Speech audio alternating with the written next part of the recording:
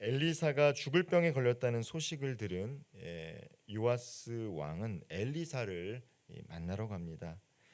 요아스는 엘리사에게 눈물을 흘리며 내 아버지여, 내 아버지여, 이스라엘의 병과 마병이여라고 고백을 하고 있는데 이 고백은 열왕기하 2장 12절에서 엘리야가 하늘로 승천할 때 엘리사가 했던 말과 똑같습니다. 지금 똑같은 말을 요아스가 하고 있는 것이죠. 내 아버지여라고 이야기하는 것이 무엇입니까? 보호자가 될 수도 있고 이 권위를 존중해주는 말일 수도 있습니다. 특별히 요아스는 엘리사를 이스라엘의 병거와 마병이라고 이야기합니다. 즉 적들로부터 이스라엘을 지키는데 이 결정적인 역할을 하고 있는 사람이 바로 엘리사다라고 이야기하고 있는 것이죠. 그런 엘리사가 죽을 병에 걸렸다라는 소식은 요아스에게 있어서 그리고 이스라엘에 있어서 이 천군 만마를 잇는 안타까운 소식이었을 것입니다. 내가 참 의지하고 있는 사람이 이제 곧 죽음을 앞두고 있다라고 했을 때 그 책임감과 이 부담감을 생각해 본다라면 아마 지금 요아스가 느끼고 있는 책임감과 부담감이었을 것입니다. 그런데 이 엘리사는 이 눈물을 흘리고 있는 요아스에게 이렇게 이야기하고 있습니다. 오늘 본문 15절과 16절 말씀 제가 한번 읽어보도록 하겠습니다. 엘리사가 그에게 이르되 활과 화살들을 가져오소서 하는지라 활과 화살들을 그에게 가져오매 또 이스라엘 왕에게 이르되 왕의 손으로 활을 잡으소서 하매 그가 손으로 잡으니 엘리사가 자기 손을 왕의 손 위에 얹고 곧 죽음을 앞두고 있는 엘리사는 요아스에게 이야기합니다. 활과 화살들을 가지고 오십시오라고 합니다. 그리고 활과 화살을 딱 잡으라고 얘기했을 때 엘리사가 어떻게 합니까? 이 요아스의 손 위에 자기의 손을 얹고 있습니다. 매우 상징적인 표현을 하고 있는 것이죠. 이 상징을 통해 엘리사는 요아스에게 무엇을 보여주고 있습니까? 하나님 나와 함께 하셨던 이 하나님의 능력이 이제 나를 통해서 당신에게 옮겨질 것입니다. 나와 함께 하셨던 하나님의 능력과 은혜가 이제 요아스 당신과 함께 할 것입니다라는 이 상징적인 의미를 보여주고 있습니다. 이어서 엘리사는 요아스에게 동쪽 창문을 열어 활을 쏘라고 이야기합니다. 동쪽 창문 17절 말씀입니다. 이르되 동쪽 창을 여소서 하여 곧 열매 엘리사가 이르되 쏘소서 하는지라 곧 쏘매 엘리사가 이르되 이는 여호와를 위한 구원의 화살 곧 아람에 대한 구원의 화살이니 왕이 아람 사람을 멸절하도록 아벡에서 치리이다 하니라. 자, 엘리사의 말에 요아스는 순종해서 어떻게 합니까? 동쪽 창을 엽니다. 서쪽도 있고 남쪽도 있고 북쪽도 있는데 동쪽 창을 열라라고 하는 것은 바로 이스라엘에서 봤을 때 아람이 동쪽에 있었기 때문이죠. 동쪽 창을 열라고 시켰습니다. 그리고 화살을 쏜 그 이유를 설명해주고 있죠. 동쪽에는 아람 군대가 있기 때문에 그곳에 화살을 쏘면 여호와의 구원의 화살이 임할 것이다라고 이야기하고 있는 것입니다. 이것을 통해서 엘리사는 요아스에게 무엇을 이야기해주고 있습니까? 수적으로는 매우 불리합니다. 이스라엘 군대가 아람과 전쟁을 통해서 승리하기 매우 어렵죠. 객관적인 데이터를 통해서 이스라엘이 아람과 전쟁에서 승산할 방법이 없습니다. 그럼에도 불구하고 하나님이 함께 하시면 승리할 수 있다라는 것. 그렇기 때문에 두려워하지 말라라는 것이죠. 나와 함께 하셨던 그 하나님의 능력이 이제 요아스 왕 당신과 함께 할 것이고 여호와의 구원의 화살이 이제 아람에게 임할 것이니 지금 두려워하지 말라라고 이야기하고 있는 것입니다. 그리고 그 다음에 엘리사는 요아스에게 또 한 가지 요청을 하고 있습니다. 18절과 19절 말씀을 제가 다시 한번 읽어보도록 하겠습니다. 또 이르되 화살들을 잡으소서 곧 집음에 또 이스라엘 왕에게 이르되 땅을 치소서 하는지라 이에 3번 치고 그친지라 하나님의 사람이 노하여 이르되 왕이 대여섯 번을 칠 것이다. 그리하였더라면 왕이 아람을 진멸하기까지 쳤으리이다. 그런즉 이제는 왕이 아람을 세 번만 치리이다 하니라. 자, 요아스에게 화살을 이제 잡으라고 이야기하죠. 그리고 나서 땅을 치라고 이야기합니다. 그런데 정확하게 땅을 몇 번 치라라고 이야기하지는 않았어요. 그리고 땅을 치는 의미에 대해서도 먼저 이야기하지는 않았습니다. 다만 요아스에게 먼저 이야기했던 것은 활을 잡아서 동쪽 창문에 활을 쏘라라고 이야기한 것이죠. 그리고 이제 화살을 잡고 땅을 치라라고 이야기했는데 어떻습니까? 요아스가 순종했죠. 순종했습니다. 땅을 쳤습니다. 그런데 몇 번 쳤습니까? 딱 세 번만 쳤어요. 땅을 치라고 하니까 몇 번 치라고 이야기를 구체적으로 하지 않았기 때문에 땅 딱 세 번을 쳤습니다. 그런데 그 모습을 보고 엘리사가 노했다라는 거예요. 아니 왜 세 번만 쳤냐? 대여섯 번 쳤으면 아람을 완전히 멸망시킬 수 있었는데라고 하면서 알고 보니까 화살로 땅을 치는 횟수가 바로 이스라엘이 아람을 공격하는 횟수였던 것입니다.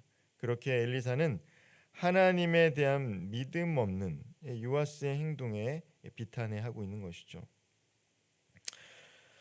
요아스는 화살을 쏘는 그 의미를 들었기 때문에 화살을 쏜 후에 땅을 치라는 이야기를 들었기 때문에 조금 더 깊이 생각해 봤으면 엘리사가 직접적으로 이야기하지 않았지만 깊이 생각하고 묵상해 봤으면 아마도 더 치지 않았을까라는 생각이 듭니다.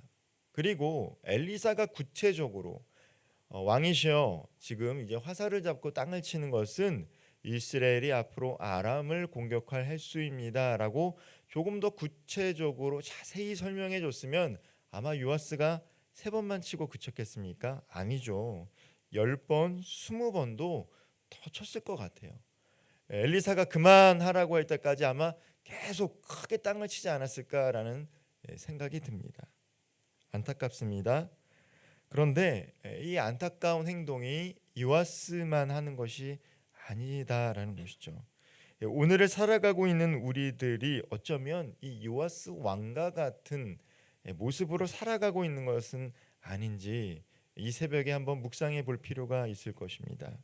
분명 하나님께서는 이 말씀을 주셔서 이 말씀대로 삶을 살아가면 우리 삶 가운데 복을 주시겠다라고 약속하셨습니다.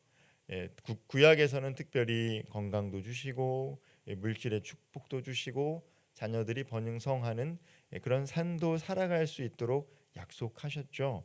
또 신약에서는 예수님께서 하나님과 깊은 관계 속에서 누리는 영생의 즐거움을 누릴 수 있게 해주시겠다라고 약속해 주셨습니다. 그럼에도 불구하고 저도 그렇고 우리 많은 성도님들이 온전히 말씀을 쫓아 살아가지 못할 때가 있다라는 것이죠. 알고는 있지만 내 삶 가운데 이게 언제 일어날지 모른다라는 것이죠. 그리고 우리 눈앞에 있는 현실은 어렵기 때문에 우리가 말씀을 알고 있지만 말씀대로 또 살아가지 못할 때가 있습니다.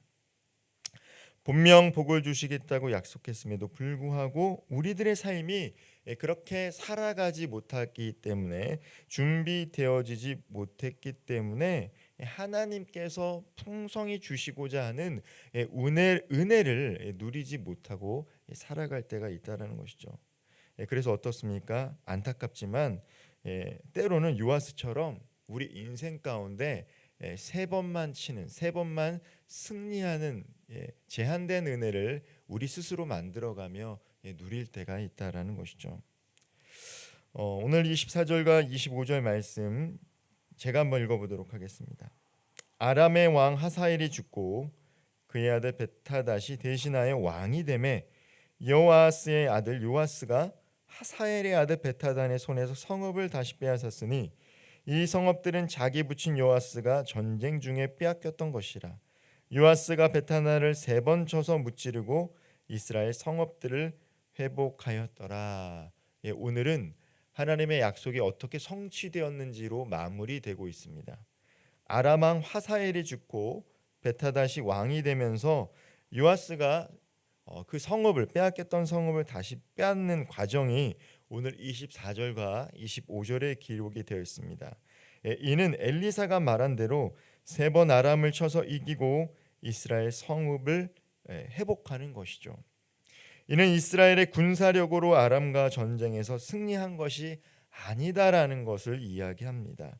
우리가 인생에서 우리가 노력한 만큼 준비한 만큼 살아갈 수 있지만 하나님의 도우심 없이는 승리할 수 없는 것처럼 이스라엘 백성이 아람과의 전쟁에서 승리한 것은 그들이 전쟁을 잘했기 때문에 전략과 전술을 잘 짰기 때문에 준비되어진 군대와 장수가 있었기 때문이 아니라 하나님께서 약속하신 대로 은혜를 주셔서 승리하게 되었다라는 약속의 성취인 것입니다. 결국 말씀하신 대로 이스라엘에게 승리를 주신 것입니다. 그리고 그 승리의 원인이 무엇입니까? 전적인 하나님의 은혜였다라는 것이죠. 말씀을 좀 마무리하겠습니다. 우리는 신앙을 갖고 살아가면서 특별히 하나님의 말씀을 이게 인생의 나침판이다라고 생각하며 살아가지만 이 정도 따르면 되겠지라고 스스로 제한할 때가 있다라는 것이죠. 말씀을 모르는 게 아니에요. 알고 있죠. 그런데 이 정도까지만 스스로 제한할 때가 있다라는 것입니다. 그런데 하나님은 하나님의 말씀에 온전히 순종하기를 원하세요. 그 순종하기 위해서는 어떻습니까? 하나님을 온전히 신뢰할 수 있어야 된다는 것이죠. 신뢰하는 자만이 순종할 수 있기 때문입니다. 하나님의 말씀을 끝까지 붙들고 나아가는 것이 이스라엘 백성들뿐만 아니라 오늘을 살아가는 우리 모든 성도들, 특별히 예수 그리스도를 믿고 하나님의 자녀가 된 모든 성도들에게 필요합니다. 오늘 하루도 하나님의 말씀을 끝까지 붙잡고 순종함으로 하나님께서 우리들의 삶 가운데 이미 예비하신 그 풍성한 은혜를 온전히 누릴 수 있는 저와 우리 모든 성도님들 되기를 주님의 이름으로 축원드리겠습니다. 기도하겠습니다. 사랑의 하나님, 오늘 하루도 하나님의 말씀을 우리 삶 가운데 기준으로 삼고 살아가게 하옵소서. 무엇보다 하나님의 말씀을 온전히 붙잡고 순종함으로 하나님 앞에서 신실하게 살아갈 수 있도록 성령 하나님 우리와 동행하여 주옵소서. 그리하여 우리에게 예비하신 은혜를 풍성히 누리며 그 하나님의 은혜와 사랑을 흘려보내는 통로로 살아가게 하옵소서. 예수님의 이름으로 기도하옵나이다. 아멘.